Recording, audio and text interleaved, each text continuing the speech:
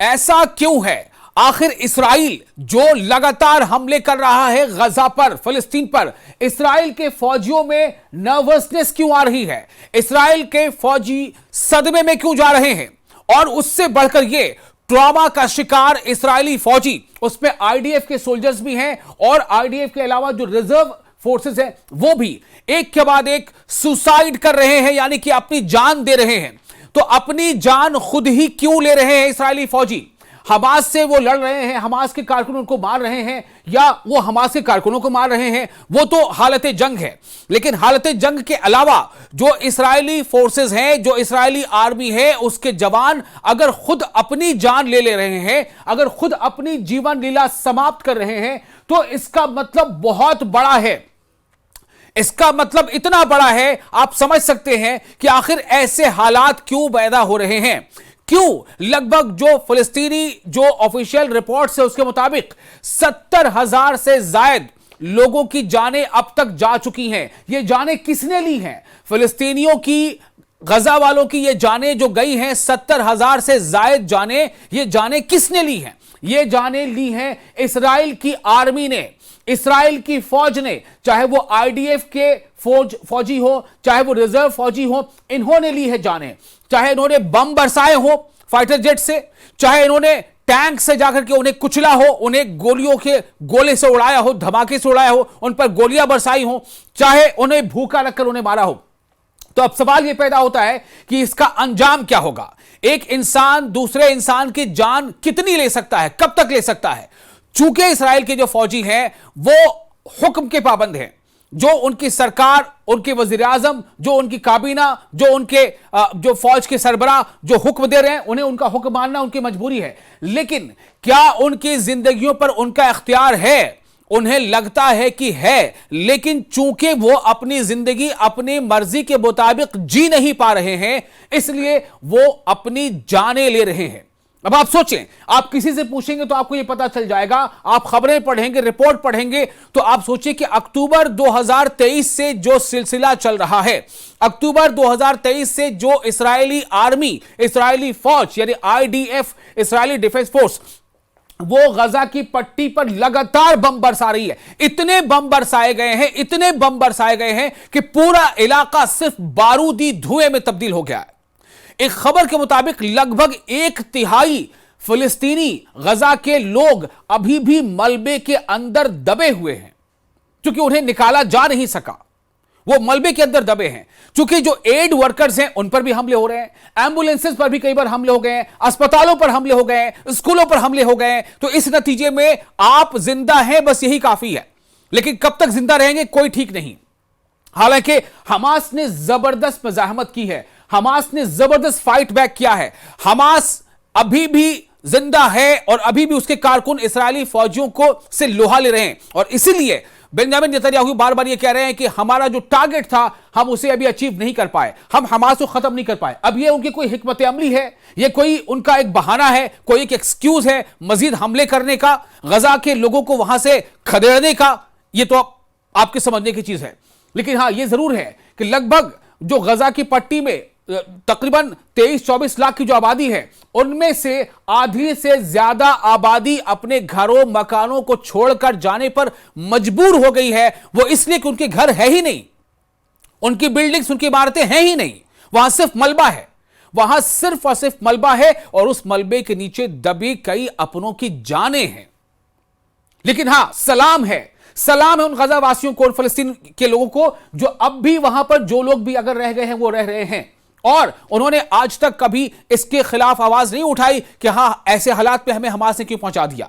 इसी बात की शायद कहीं ना कहीं सदमा इसराइली फौजियों के है कि वो दिन रात, यानी आप अंदाजा कर लीजिए 22-23 महीने हो गए लगातार इस पर गजा के लोगों पर बम बरसाए जा रहे हैं। यानी बम बरसाया जाना, बारूद से धमाके करना, मोटार शेल्स दागना, टैंक, मार्कावा टैंक हो या दो हो, उससे हमले करना, मिसाइल दागना, यह बिल्कुल आम सी बात हो गई है। और किनके खिलाफ मिसाइल दागे जा रहे हैं, किनके खिलाफ फाइटर जेट जो है वो बम गिरा रहे हैं? जिनके पास कोई फाइटर जेट नहीं है। यानी अगर हमास से उनकी जद्दोजहद लड़ाई है तो हमास के पास कोई सेना या कोई आर्मी नहीं है, उसके पास कोई फाइटर जेट नहीं है, उनके पास रॉकेट लॉन्चर्स हैं, उनके पास उनकी हिम्मत है, उनके पास उनका जज्बा है, उनके पास कुछ छोटे मोटे रॉकेट्स हैं।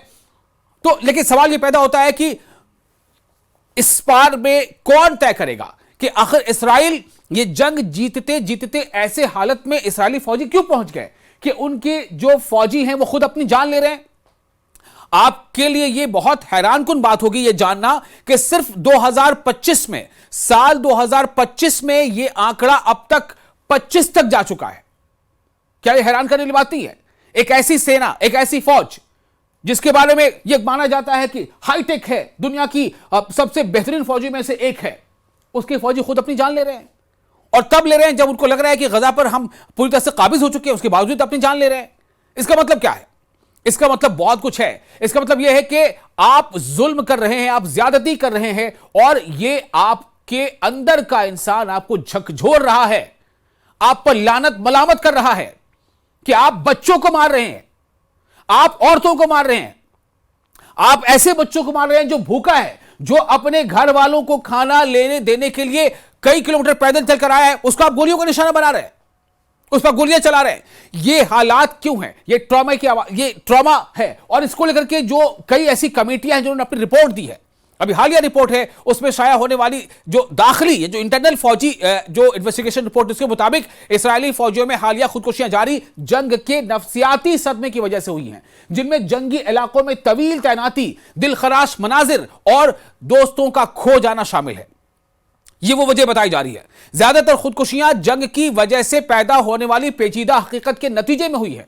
जंग के नतायज हुए हैं। इसराइल की दिफाई अफवाज के एक सीनियर एहलकार ने कान पब्लिक ब्रॉडकास्टर को बताया है कि जंगी नुमाइश और खुद साख्ता अमवात की बढ़ती हुई तादाद के दरमियान ताल्लुक को वाजे करते हुए ये तमाम चीजें हो रही हैं। नतायज के जवाब में IDF यानी इसराइली डिफेंस फोर्स ने कहा है कि वो निजामी नतायज अखज कर रहा है और जहनी सेहत यानी मेंटल हेल्थ और अपने सेहत के अपने इक़दामात को बढ़ा रहा है, ताकि जो उसके फौजी हैं, जो इस्राएली फौजी हैं, वो उनका मेंटल सेहत जो है, मेंटल जो हेल्थ वो ठीक ठाक रहे, वो बैलेंस्ड रहे, वो ऐसे इक़दाम ना करें। फौज मुबैना तौर पर कमांडरों की तरबियत को बढ़ा रही है ताकि वो अपने फौजियों में परेशानी के अलामात का पता लगाने में मदद कर सके, जबकि दिमागी सेहत के अफसरान की तादाद में भी नुमाया इजाफा हो रहा है। एक्टिव ड्यूटी सिपाहियों के लिए 200 और रिजर्विस्ट के लिए 600, तकरीबन 1000 पहले ही जंग के आगाज से खिदमत अंजाम दे रहे हैं। सवाल यह पैदा होता है कि इन सब का हासिल क्या है? क्या इस्राइल को, क्या इस्राइल की आर्मी को, क्या इस्राइल की आर्मी सरबराह को इसका कुछ हवाला मिल पा रहा है? इससे कुछ सबक मिल पा रहा है? आप जुल्म और ज्यादती कर रहे हैं जिसके नतीजे में आप इतने शर्मसार हैं, आप खुद की नजरों में इतने गिर चुके हैं क्योंकि आपको हुक्म मारना है अपने सुपर वालों का, लेकिन आपको लगता है कि जान तो मेरी अपनी है, क्या इसके बारे में मैं फैसला कर सकता हूं? और इसीलिए आप देखिए कि ये जो हलाकतें, आप सोचिए कि तकरीबन सिर्फ इसी साल 2025 में, जो कि अभी साल अभी जो है वो जुलाई खत्म हुआ है जस्ट, उसमें अब तक जो रिपोर्ट के मुताबिक 25 से ज्यादा इस्राएली फौजियों ने अपनी जान खुद ले ली है। ये बहुत बड़ी बात है। ये इस बात को एहसास करा रहा है कि खुद उनके अंदर ये एहसास मलामत, एहसास सदा जो है वो सदमे में है। उनको इस बात की को लेकर के काफी वो परेशान हो रहे हैं, उनकी नींदें नहीं आ रही हैं, उनको नींद नहीं आ रही, वो सो नहीं पा रहे, वो खा नहीं पा रहे हैं कि आखिर वो कर क्या रहे हैं। उनके हाथों से किसकी मौत हो रही है? इंसानियत की मौत हो रही है। बच्चे मारे जा रहे हैं, बूढ़े मारे जा रहे हैं, भूखे मारे जा रहे हैं, परेशान हाल लोग मारे जा रहे हैं। रोटी, एक रोटी के चक्कर में, एक रोटी की वजह कर लोग जान दे रहे हैं, यानी गोलियां खा रहे हैं इस उम्मीद में कि शायद मुझे खाना मिल जाए।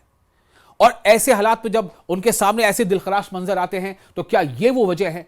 यही वो वजह है, यही वो वजह है। और ये वजह शायद अभी जिंदा ही रहेंगे। ऐसे कई सवाल आगे आते रहेंगे कि आखिर क्यों इस्राएली फौजी खुद अपनी जान ले रहे हैं।